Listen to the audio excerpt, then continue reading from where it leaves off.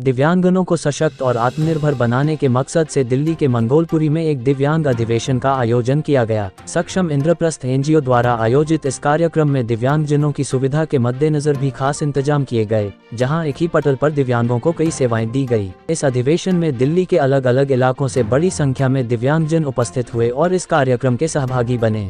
साथ ही इस मौके पर इन दिव्यांगजनों को प्रेरित करने के उद्देश्य से राजीव गांधी खेल पुरस्कार विजेता विकास डागर, उत्तर पश्चिमी दिल्ली से सांसद हंस राज हंस और IRS अधिकारी दीपक कुमार सहित की प्रतिष्ठित लोग मुख्य रूप से उपस्थित हुए। कार्यक्रम के दौरान अनेकता में एकता और सद्भाव का संदेश लोगों तक पहुंचाते हुए कई सांस्कृतिक प्रस्तुतियां भी पेश की गई, जिसने सभागार में बैठे लोगों को खूब मोहित भी किया, जिसका गवाह तालियों की गूंज बनी। इस मौके पर दिव्यांगजनों ने भी सांस्कृतिक प्रस्तुति पेश कर अपने हुनर का लोहा मनवाया और लोगों तक यह संदेश पहुंचाया कि भले ही वो शारीरिक रूप से दिव्यांग है, लेकिन उनकी प्रतिभा किसी से कम नहीं है। इस मौके पर दिव्यांगजनों को आत्मनिर्भर बनाने के मकसद से मुख्य अतिथियों की उपस्थिति में ट्राईसाइकिल भी वितरित किए गए। कार्यक्रम के दौरान सभी अतिथियों ने भी दिव्यांगजनों को आत्मनिर्भर बनाने पर जोर दिया। साथ ही सभी ने इस कार्यक्रम की सराहना करते हुए इस तरह के कार्यक्रम लगातार आयोजित करने को लेकर अपने विचार व्यक्त किए। इस मौके पर कार्यक्रम के माध्यम विकास डागर ने भी लोगों को खेल के प्रति जुड़ने का आह्वान किया।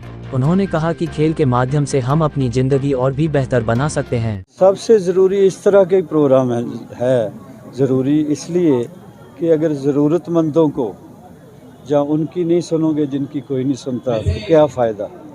तो हमारे इसीलिए बीजेपी पार्टी संगठन, प्रिय प्रधानमंत्री जी सबसे ज़्यादा गरीबों का चिंता करते हैं।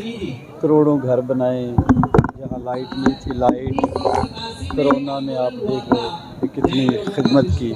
तो ऐसे प्रोग्राम होते रहने चाहिए। दिव्यांगों के लिए मैं तो देखता हूँ कि बाकी जो नॉर्मल उनसे भी हिम्मत वाले लोग हैं, पढ़ के वो माइक में देख लो कह रहे थे कि हमें नौकरियाँ दो, हमें भीख ना दो। बहुत अच्छी बात है। बाकी जो जिसके कोई अंग नहीं चलता, बाजू नहीं चलती, टांग नहीं चलती, उनके लिए ये व्हील चेयर दी गई है, रिक्शा दिया गया है, फूड दो, ये हमारा फ़र्ज़ है।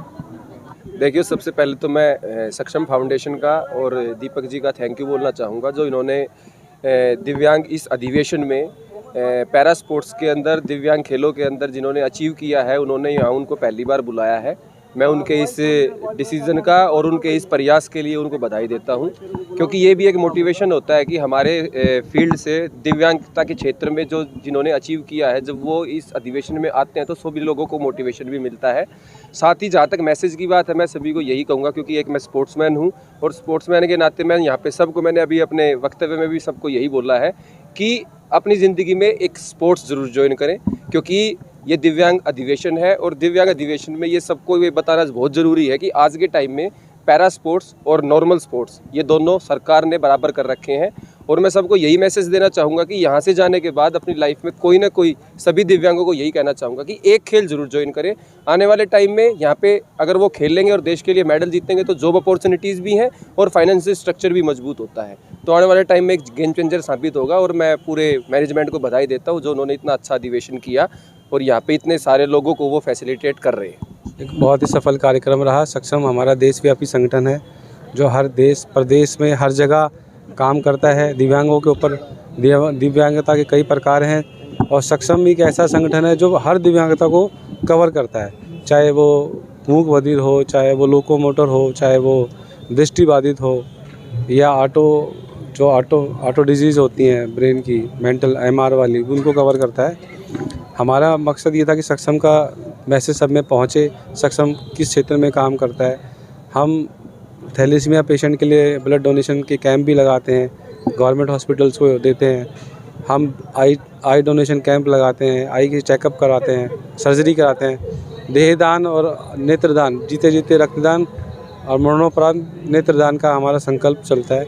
इस तरह हम पूरे समाज में ये जो भी दिव्यांग हैं उनको ये बोध कराते हैं कि भाई आप किसी भी दृष्टि से कमज़ोर नहीं है, आप एक सकलांग के बराबर व्यक्तित्व वाले व्यक्ति हैं। ये बहुत ज़रूरी है, क्योंकि एक सेक्शन सोसाइटी का, अगर हम उस सेक्शन को छोड़ देंगे तो देश का विकास नहीं हो सकता। उस सेक्शन को मेन स्ट्रीम में लाना, मुख्य धारा में लाना है, तो वो ज़रूरी है कि हम उस सेक्शन को साथ लेके चलें।